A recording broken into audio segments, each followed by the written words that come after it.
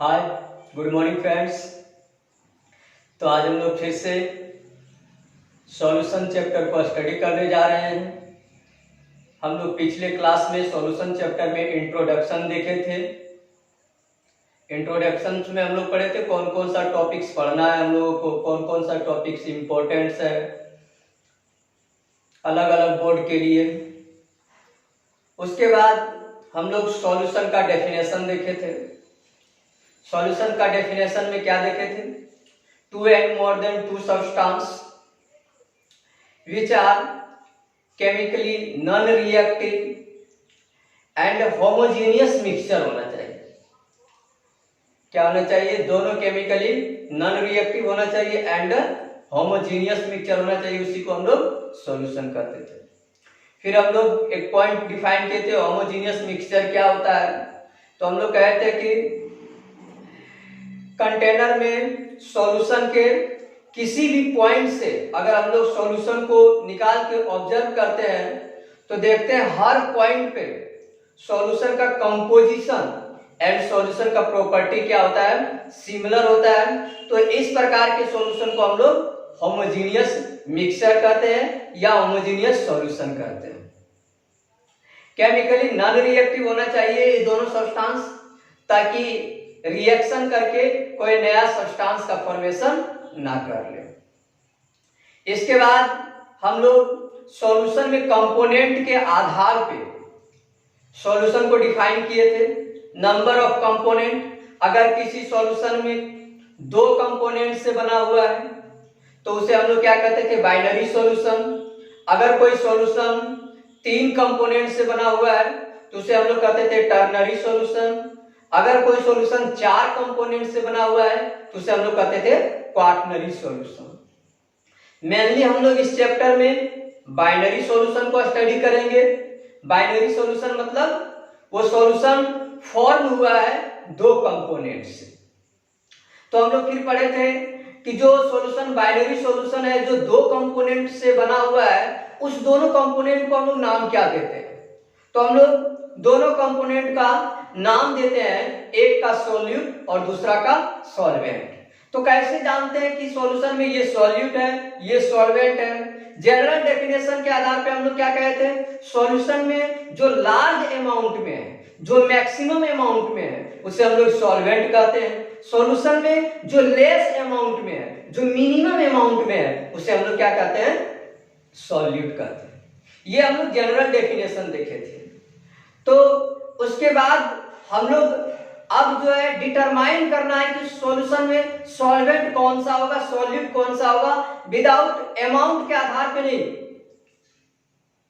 अगर हम लोग अमाउंट के आधार पे सॉल्वेंट को डिफाइन कर देते हैं तो कुछ जगह पे ये जो कॉन्सेप्ट है वो गलत हो जाएगा और सॉल्वेंट का निर्धारण क्या हो जाएगा? रॉन्ग हो जाएगा। डिटर्मिनेशन जो डिटरमाइन करेंगे हम लोग सॉल्वेंट को वो रॉन्ग हो जाएगा। तो फिर हम लोग कैसे डिटरमाइन करेंगे कि सॉल्वेंट सॉल्यूशन में कौन सा होगा, सॉल्यूट सॉल्यूशन में कौन सा होगा? तो उसके लिए हम लोग एक टॉपिक पढ़ रहे हैं, डिटर्मिनेशन ऑफ सॉल्वेंट। ये बोर्ड में पूछा नहीं जाएगा लेकिन ये जानना आपको बहुत जरूरी होगा क्योंकि यहाँ पे कंफ्यूजन क्रिएट कर सकते हैं लोग।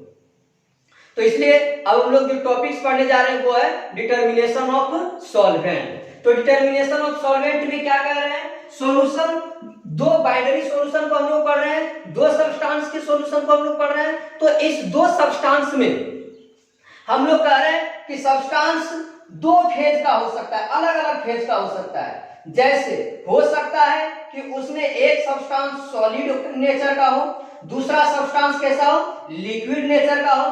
तो दो अलग अलग फेज वाले सब्सटेंस का हम लोग क्या कर रहे हैं? सॉल्यूशन तैयार कर रहे हैं। तो इस केस में if solution made from two different phase of substance, क्या कह रहे हैं? अगर सॉल्यूशन बना हुआ है दो अलग अलग फेज वाले सब्सटेंस से तो उस सब्सटेंस में हम लोग सॉल्यूट और सॉल्वेंट का डिटर्मिनेशन कैसे करेंगे? तो उस सब्सटेंस में हम लोग सॉल्यूट और सॉल्वेंट का डिटर्मिनेशन अमाउंट के आधार पर नहीं करेंगे। तो किस आधार पे करेंगे?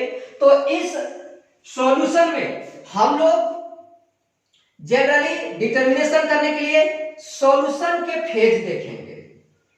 सॉल्यूशन का फेज देखेंगे और जिस सब्सटेंस का फेज सॉल्यूशन के फेज से सिमिलर हो जाएगा वही सब्सटेंस क्या कहला जाएगा, सॉल्वेंट कहलाएगा। फिर से हम क्या कर रहे हैं, सॉल्यूशन का फेज देखेंगे और जिस सब्सटेंस का फेज, ये दोनों सब्सटेंस में से जिसका फेज सॉल्यूशन के फेज से इक्वल हो जाएगा वो क्या हो जाएगा, सॉल्वेंट हो जाएगा। तो यहां पर हम लोग क्या देख रहे हैं, वाटर जो लिक्विड फेज में है, शुगर जो सॉलिड फेज में है, जब दोनों सब्सटेंस को मिला करके हम लोग सॉल्यूशन तैयार किए तो वो बना हमारा लिक्विड फेज में। अब इस लिक्विड फेज वाले सब्सटेंस सॉल्यूशन, तो लिक्विड फेज कहां कौन सा मिल रहा है, वाटर का मिल रहा है, तो हम लोग को वाटर को क्या कह देंगे, सॉल्वेंट कह देंगे। फ्रेंड्स, जब दो डिफरेंट फेज वाले सब्सटेंस से हम लोग सॉल्यूशन बनाएंगे तो उस सॉल्यूशन में सॉल्वेंट का डिटरमिनेशन अमाउंट के आधार पर नहीं करेंगे बल्कि सॉल्यूशन के फेज के आधार पर करेंगे। जो सॉल्यूशन का फेज होगा और वही फेज सब्सटेंस का होगा तो वही सब्सटेंस क्या कहलाएगा, सॉल्वेंट कहलाएगा। अब यहाँ पे हम लोग देखते हैं, if solution made from same phase of substance, same phase कहने का मतलब दो सब्सटेंस जिससे हम लोग सॉल्यूशन बना रहे हैं, ये दोनों सब्सटेंस का फेज क्या हो रहा है, सेम हो रहा है। एक मिनट आपको उस तरफ की ओर दिखाते हैं।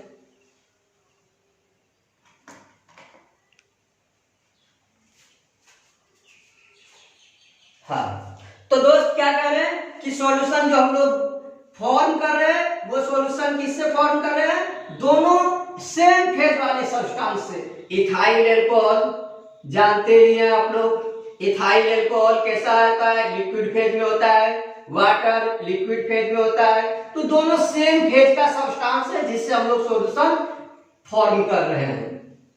तो जब सेम फेज वाले सब्सटेंस से हम लोग सॉल्यूशन बनाएंगे तो उस सॉल्यूशन में सॉल्यूट और सॉल्वेंट का डिटरमिनेशन अमाउंट के आधार पर करेंगे और जिसका अमाउंट अधिक हो जाएगा वो कहला जाएगा सॉल्वेंट। तो यहां पर सॉल्वेंट हो गया वाटर।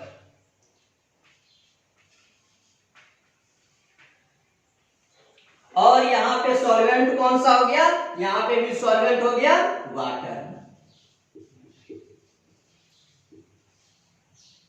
तो इस तरह से हम लोग सॉलिड और सॉल्वेंट को डिटरमाइन करेंगे।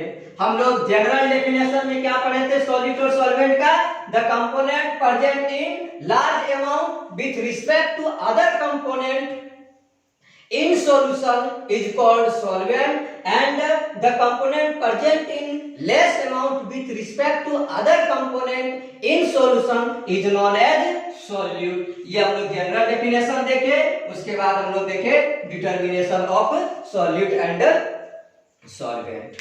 तो फ्रेंड, हम लोग नेक्स्ट वीडियो में, छोटा सा वीडियो है ये, नेक्स्ट वीडियो थोड़ा बड़ा होगा, ये टॉपिक ही छोटा था इसलिए ये वीडियो छोटा रह गया। नेक्स्ट वीडियो में हम लोग देखेंगे unit of concentration of solution, यानी unit of concentration of solution में क्या क्या हम लोग देखेंगे, molarity, molarity, mole fraction, percentage के टर्म में यूनिट्स देखेंगे, percentage by weight, weight by weight या परसेंटेज बाय वॉल्यूम। तो इस तरह से हम लोग नेक्स्ट वीडियो में स्टडी करेंगे। Thank you.